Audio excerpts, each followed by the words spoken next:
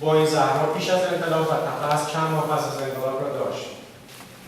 گوشه‌ای از کار او در شهرداری سرپرستی ساختمان آپارتمان‌های بهشت‌آباد بود. زمین‌های آن متعلق به دولت بود. عده‌ای فروشنده در آنجا بازار میوه غذا راه انداخته بودند. دولت می‌خواست آنها را بیرون کند تا آپارتمان‌ها را ساخته شود. با تدبیر پدرم زمینی در آن نزدیک آنها داده شد تا فروشنده‌ها به مشغله خود ادامه دهند. این بازار بهشت‌آباد است.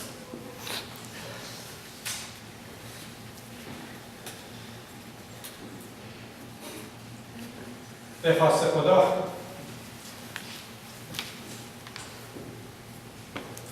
خدا او یک ناپرست بود. در 30 سال آخر عمر بسیار قرآن را مطالعه می‌کرد و با دیگران در مورد آن گفتگو می‌کرد.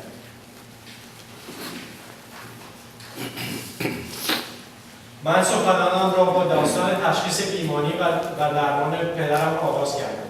علتش آن است که می‌خواهم بر خصوصیت بسیار مهمی که پدرم داشت و من شاهدش بودم تاکید کنم. او میل به زندگی، دید مثبت، اراده آهنین، پایداری در امور و مقاومت خارق‌العاده‌ای در مقابل سختی‌ها داشت. او تقوا داشت. اگر به خاطر این خصوصیت نبود، او هرگز در همرسانی نمی‌شد و به احتمال قوی خیلی پیش از این از پیش از ما می‌رفت. بابا مدت کوتاهی بستری بود. 2 هفته پیش از فوتشون بابا با اصرار با پای خود به میز پرت و درمانی رفت، در حالی که درد زیادی رو تحمل می‌کرد. دردی که از شواهد MRI همه فکر می‌کردن باید او رو از پا درآورده باشد. باید در قبال سختی‌ها پایدار و مقاوم بود. این پندی بود که به من می‌داد و درسی که از او آموختم.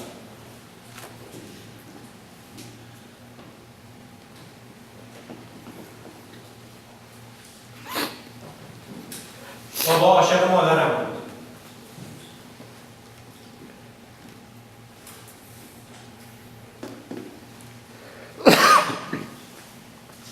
میخواهم از مادرم سوسن و خواهرم سمیرا تشکر کنم که با دقت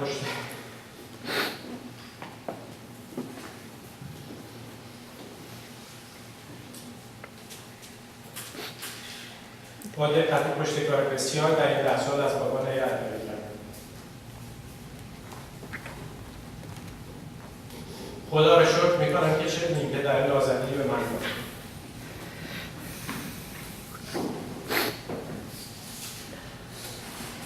سوره 49 آیه 13. ای مردم، ما شما را همانند مرد و زن آفریدیم.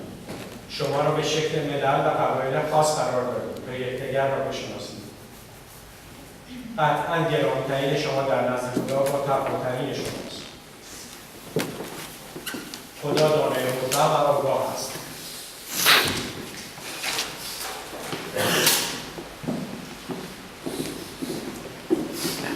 Dear family and friends, peace be upon you.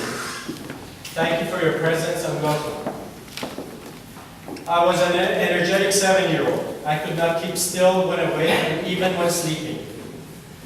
For a period, Samira and I had a bunk bed. She naturally slept up top.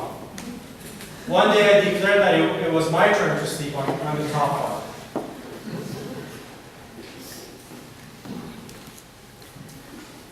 When mom and dad could not convince me to give up, they did not make a big fuss. Instead, when it was bedtime, my father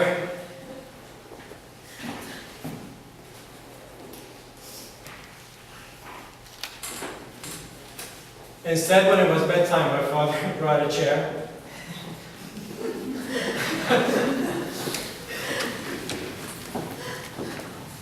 next to the bunk bed, crossed his arms and slouched in and closed his eyes. I asked him if I was going to sleep there.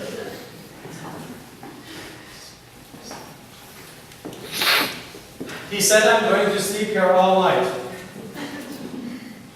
so that when you roll off the bed, I catch you.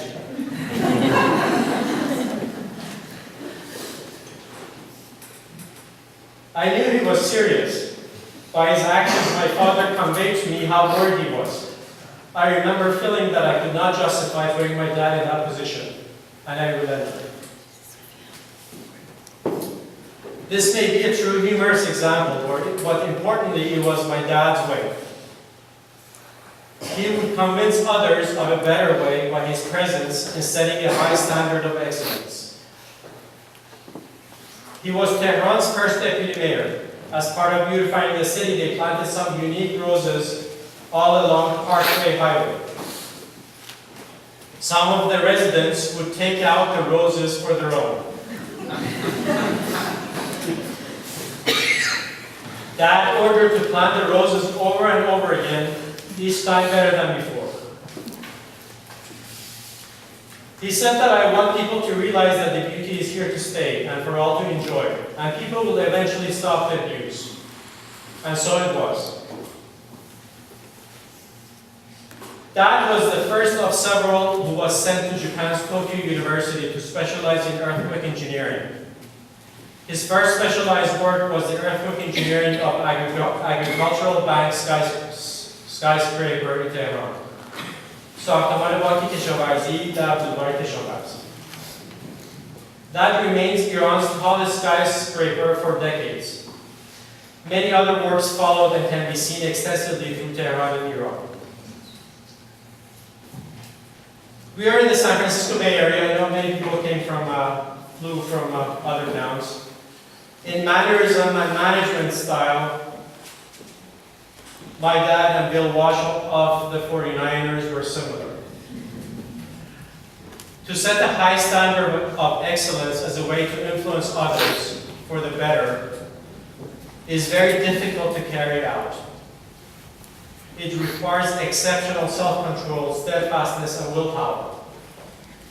And God had gifted my father with these qualities more than anyone that I have personally known.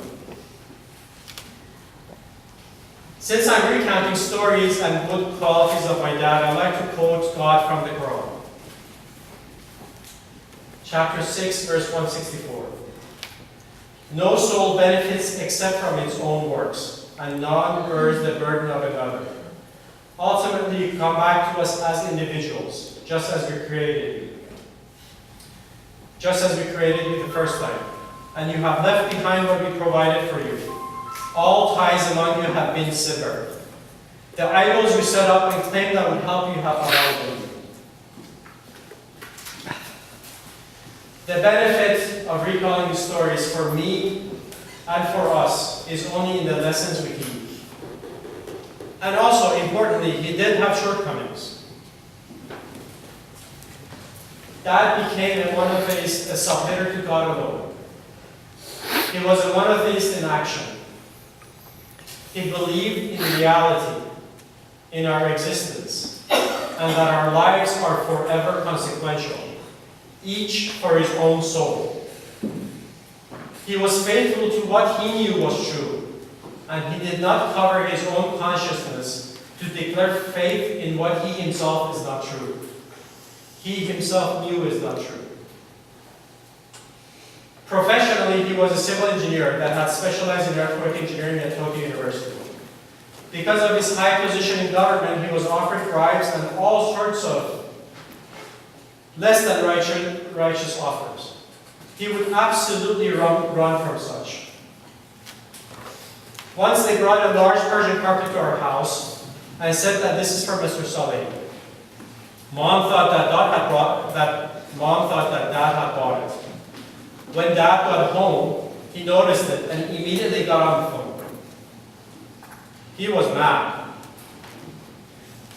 I'm not sure what he told the guy, but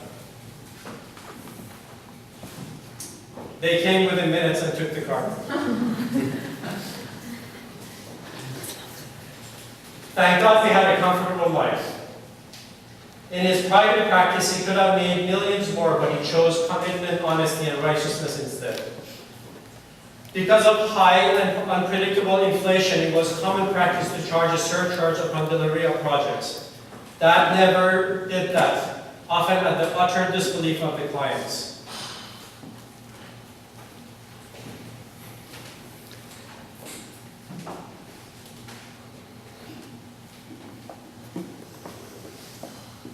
He would say it is my signature under that contract.